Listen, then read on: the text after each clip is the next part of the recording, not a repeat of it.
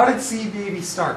CD Baby started, the man who started is a man named Derek Sivers, started the company to sell his own CD way back in the late 90s. And he was trying to find companies that would sell a CD for him, for his band, and nobody wanted to do it. They just wouldn't accept it because he didn't have a label, he didn't have any kind of distribution or representation. And he just decided he'd create his own website and sell his own CD.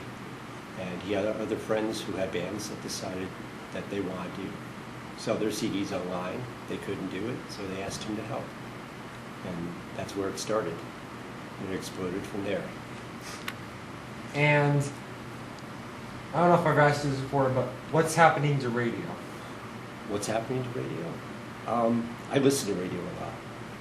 And I get disappointed sometimes because some of it is pretty redundant, the same songs over and over again. Yeah, that's what I don't like about the radio. But I'm hearing that people are trying to change that, and I don't know. That's a pretty broad question. And where are you from? I'm from originally Newburgh, New York. Ah, and where's that at? That is 60 miles north of New York City. And how long have you been living out here? Since the year 2000, we moved CD Baby out here from Woodstock, New York, which is another 40 miles north of Newburgh. And that's where CD Baby Woodstock started. originated? Woodstock, that's where the festival was going to be.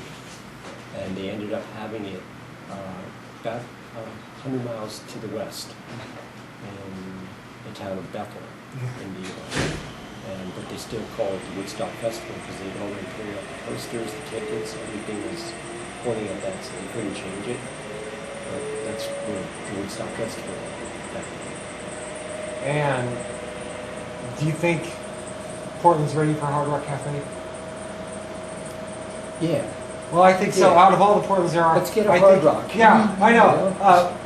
Portland, Oregon would be the most recognizable place to find a Hard Rock Cafe. Now we are. I would like to see Portland a Hard Rock Cafe, but I'd like to see. I would like to see a nationalization of what Portland does for musicians here. There's the most amazing musicians in this town. It's one of the reasons we want to come here because the creativity here is immense, and people use technology better than a lot of places.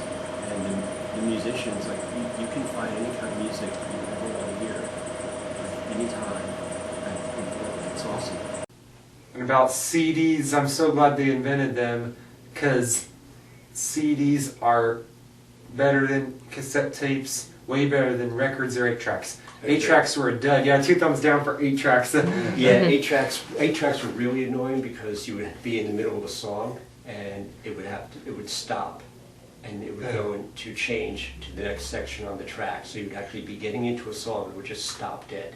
And then you'd have to listen to it all change, and then it would go from there. It was actually. And in the 80s, you listened to all 3 things: records, cassette tapes, and CDs. But CDs were highly expensive in the 80s. CDs were expensive, yeah, for sure.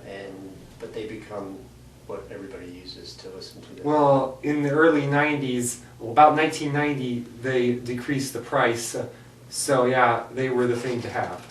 They were, and now we have digital, which is really incredible, because what you can fit on a CD, you could fit hundreds of CDs on a little thumb drive this big. Yeah. It's amazing. Yeah.